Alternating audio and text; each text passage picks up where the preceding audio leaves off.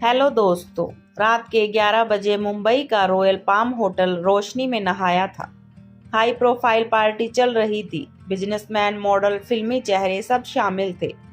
लेकिन तभी 5वें फ्लोर के सूट नंबर 517 से चीखने की आवाज आई। पुलिस पहुंची, दरवाजा तोड़ा गया और वहां मिला मशहूर बिल्डर राकेश मल्होत्रा का शव। गला घोटा गया था। कमरे में कोई जबरदस्ती घुसने के निशान नहीं थे। बस एक कागज का टुकड़ा पड़ा था जिस पर लिखा था कोड 17। इंस्पेक्टर आकाश राय को केस सौंपा गया। वह तेज दिमाग वाला लेकिन जिद्दी अफसर था। उसे किसी भी कीमत पर सच चाहिए था। सबसे पहले शक गया राकेश की पत्नी मालती पर। कहा जाता था कि उनके बीच काफी तनाव था। दूसरा शक राकेश के बिजनेस पार्टनर विकास पर गया, जिसने कुछ महीने पहले राकेश से एक बड़ा प्रोजेक्ट छीना था। लेकिन विकास भी पार्टी में नजर आया था, सीसीटीवी फुटेज में भी। आकाश को समझ आ गया, यह साधारण हत्या नहीं थी, यह खेल दिमाग का था। कोड 17 क्या था?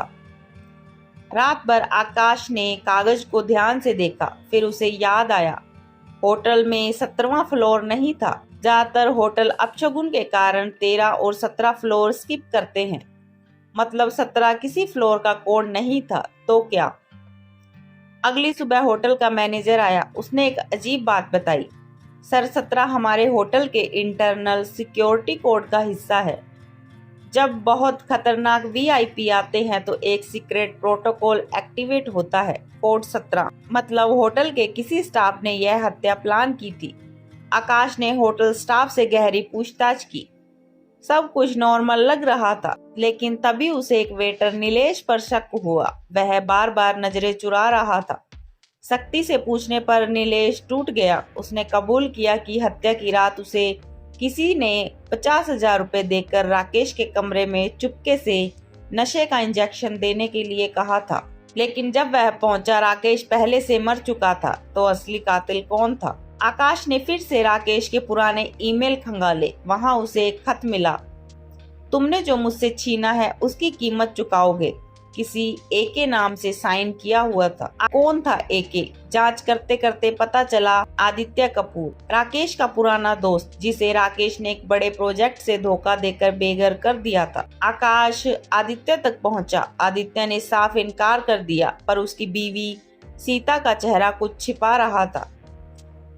आकाश ने अकेले में सीता से बात की। सीता टूट गई। उसने बताया, आदित्य ने राकेश को मारने की प्लानिंग की थी, पर आखिरी वक्त पर डर गया था। सच्चाई यह है कि मैंने राकेश को मारा। सीता ने कबूल किया कि राकेश सालों पहले उसके साथ जबरदस्ती करने की कोशिश कर चुका था और उसका करियर तबाह कर दिया था। वह मौका तलाश रही थी और जब आदित्य ने प्लान बनाया, सीता ने खुद अंजाम दे दिया। उसने होटल के सीक्रेट कोड का इस्तेमाल किया ताकि कोई उस फ्लोर पर न आ सके। कोड 17 असल में उसकी गुप्त चेतावनी थी। अब 17 साल के इंतजार का बदला पूरा हुआ। आकाश चुप रहा। कानून साफ था, सीता को गिरफ्तार करना होगा। लेकिन जाते जाते उसने बस इतना कहा, तुम्हारा गुनाह माफ नहीं किया जा सकता, लेकिन तुम्हारा दर्द समझा जा सकता है। और इस तरह कोड 17 का राज उजागर हुआ। इंस्पेक्टर आकाश राय ने रॉयल पाम होटल की हत्या केस सुलझा लिया था, लेकिन उसे एक बात खटक रही थी। सीता ने बताया था कि उसने अकेले काम किया, पर पोस्टमार्टम रिपोर्ट पर और ही इशारा कर रही थी। राकेश मल्होत्रा के शरीर में एक अजीब तरह का नशीला केमिकल पाया गया था जो बाजार में नहीं मिलता, सिर्फ मिलिट्री ग्रेड लैब्स में बनता है।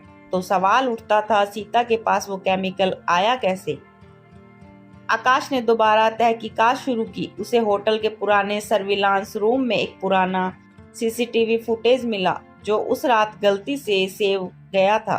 फुटेज में एक परछाई सी नजर आई, काले कोट और दस्ताने वाला शख्स। वह राकेश के कमरे में घुसा था, सीता के आने से पहले। मतलब सीता सिर्फ मोहरा थी, असली मास्टरमाइंड कोई और था। आकाश ने राकेश की पुरानी डील्स खंगाली और एक नाम बार बार सामने आया, मेजर अर्नब मेहरा।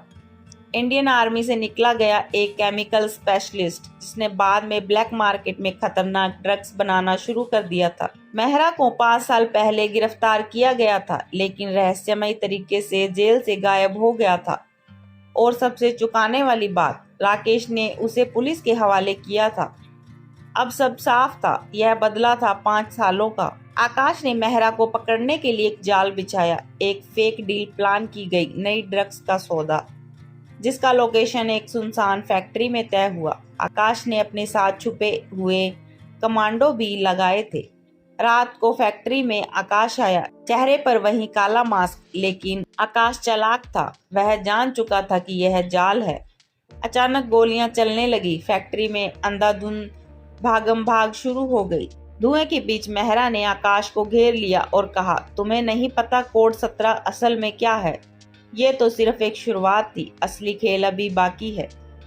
आकाश ने पूछा, तुम अकेले नहीं हो ना? अंधेरे में मेहरा भाग निकला। बाद में आकाश को पता चला कि मेहरा एक सीक्रेट ऑर्गेनाइजेशन का हिस्सा है, जिसका मिशन है पावर रीसेट, यानी अमीरों और भ्रष्टों को टारगेट करना। कोड 17 असल में एक संगठन का सीक्रेट नाम था। राकेश मल्होत्रा पहला शिकार था। अब अगला निशाना था देश का सबसे बड़ा बिजनेसमैन, एक मंत्री, और शायद अगला हमला राजधानी में होने वाला था। आकाश जानता था अब लड़ाई एक कातिल से नहीं, एक पूरे नेटवर्क से है। उसने अपनी रिवॉल्वर भरी, सामने देखा और बुदबुदाया, ये कोड 17 को मैं खत्म करूंगा, चाहे जान चली जाए। इंस्पेक्टर आकाश राय अब समझ चुका था कि कोड 17 सिर्फ एक खतरनाक संगठन का नाम नहीं था, बल्कि यह एक राजनीतिक साजिश का हिस्सा था, जिसे एक गहरी साजिश के तहत अंजाम दिया गया था। मेहरा, जो खुद एक खतरनाक केमिकल स्पेशलिस्ट मानता था, अब पूरी तरह से सामने आ चुका था। आकाश ने उसे गिरफ्तार करने के लिए अपनी टीम भेजी थी, लेकिन जैसे ही वह उसे पकड़ने उसके पास गया, मेहरा ने खुद को एक पुराने अव्यवस्थित गोदाम में छिपा लिया और वहां बड़ा धमाका कर दिया। आकाश ने भागते हुए मेहरा से कहा, तुम बच नहीं पाओगे। लेकिन मेहरा हंसी के साथ बोला, तुम नहीं समझते इंस्पेक्टर, यह सिर्फ शुरुआत है।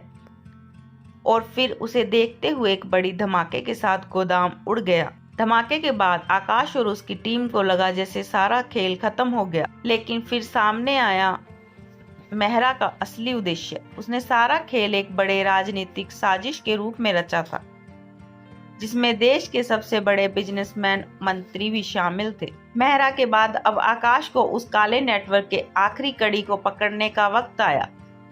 कोड 17 का असली रहस्य सामने आ चुका था, लेकिन समय बहुत कम था। आकाश ने एक बार फिर से अपने मिशन को पूरा करने की ठान ली।